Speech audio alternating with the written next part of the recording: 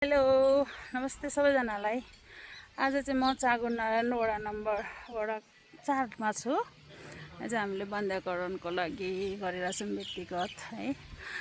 अनि त्यही फिमेल डगहरू यहाँ चाहिँ एकदमै फिमेल डगहरू धेरै छ क्या, बच्चाहरू फाल्ने है।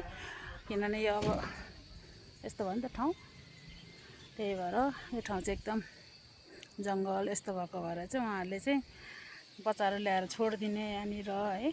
अनि अब खाना पनि राम्ररी नपाउने, एक त ट्रिटमेन्ट गर्नलाई एकदम टाढा होइन।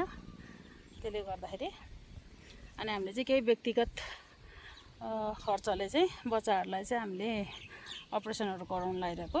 अनि केही समय अगाडि हामी आउँदा यस्तो बिजोग देखेको भएर चाहिँ अनि उहाँहरूबाट चाहिँ हामीले व्यक्तिगत तरिकाले अब 40-50वटा कतिसम्म हुन्छ हामीले चाहिँ यहाँनिर अपरेसन गराउँदैछौँ है। वडा नम्बर 4मा चागुनारायण उहाँहरूसँग हामीले सकेको चाहिँ हामीले गरिरहेछौँ। अनि हामीले चाहिँ अब कसैसँग यो त्यो पनि भइरहेको छैन। अब नगरपालिकाले गराउनु पर्ने, नगरपालिकाबाट चाहिँ अब बजेट पनि 1 वर्षमा एकचोटि मात्र आउने भन्ने कुरा भयो सुने। सो अब हामीले सकेको हामी आफै गरिरहेछौँ होइन। सबैले साथ सपोर्ट भयो भने हामी आफैले नै यसरी गर्न सकिन्छ। अब एउटाको भर परेर बसेर चाहिँ नगरपालिकाले गर्छ भन्ने भर परेर बस्यो भने चाहिँ अब 4चोटि 5चोटि 6चोटि बच्चा पाइसक्छ नि त। बरु ठिकै छ, 200-400 उठाएर आफ्नो टोल वरिपरि आफ्नो वडामा भएर दुःखसुख गरेर गरिदियो भने जनसङ्ख्या कम हुँदै जान्छ। ताकि उनीहरूलाई अब यो खाएन पिट्नु मार्नु लखट्नु यहाँ आएर यो त्यो गर्यो भनेर भन्यो भने त बरु जनसङ्ख्यालाई चाहिँ घटाउनेतर्फ जानु पऱ्यो क्या हामी। किनभने हामीले चाहिँ बन्ध्याकरणको लागि फोकस गरिरहेको कारण चाहिँ जनसङ्ख्या नै कम होस्, ताकि एउटाले मात्र नै खाना पाओस् क्या। एउटा बच्चा र आमाले भन्दा नि अब एउटा आमाको बच्चा चाहिँ अब 5वटा 7वटा 8वटा 9वटा 11वटासम्म पाउँछ होइन। 17वटासम्म पाउँदो रहेछ क्या ठुलोले चाहिँ। लोकलै भए पनि मिक्स हुने क्या बढी। घरको पालेकोहरू चाहिँ छोड्छ नि त बाहिर टोइलेट सोइलेटको लागि भाले डगहरू, प्रायःको त मिक्स नै बढी छ क्या अहिले त हाम्रो यो नेपाल काठमाडौँमा भक्तपुरमा ललितपुरमा। त्यो कारणले गर्दाखेरि चाहिँ अब अलिकति हामीले नै कोसिस गऱ्यौँ होइन। अब यो उता काठमाडौँ ललितपुर टोखातिर त सबैले अब नगरपालिकाबाट गरिरहेको छ क्या। अब हामीलाई चाहिँ यहाँ मात्र भक्तपुरमा मात्र किन छैन भन्ने छ। आउँछन् तर हामीलाई थाहा नै हुँदैन क्या, आएको पनि आउँदैन थाहा हुँदैन। अनि त्यस्तै पऱ्यो भने अब कुनै बेला त डक्टर पनि त्यो भनौँ न, डक्टर पनि त्यो सिकारु परेर हुन्छ क्या। टिम राम्रो हुन्छ, टिमभित्र एउटा मान्छेले गर्दाखेरि गलत भइदिन्छ क्या। गलतको खिलाफ बोल्दाखेरि उल्टा आफै नराम्रो हुने होइन। त्यसले गर्दाखेरि चाहिँ अब हामीले नै हाम्रो कोसिस हो। ठाउँ ठाउँमा हामी जाँदाखेरि अब अलिअलि भयो भने हामीले गरिरहेको छौँ।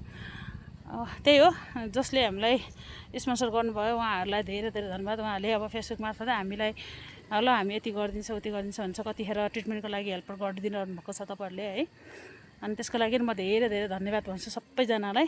हामी सबैले गऱ्यौँ भने हामी आफैले पनि नभएको ठाउँमा नपुगेको ठाउँमा नगरपालिकाको मान्छेहरू नपुगेको ठाउँमा हामी आफैले नै गर्न सक्छौँ क्या।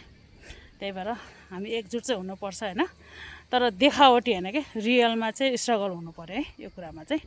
त्यही भन्दैछु, धन्यवाद। फेरि पनि तपाईँहरू सक्नुहुन्छ भने बरु यस्तो यस्तो ठाउँ भित्र ठाउँहरूमा अब जस्तै खानाहरूको लागि फिडरहरू छन् जोसँग चाहिँ पैसा छैन होइन।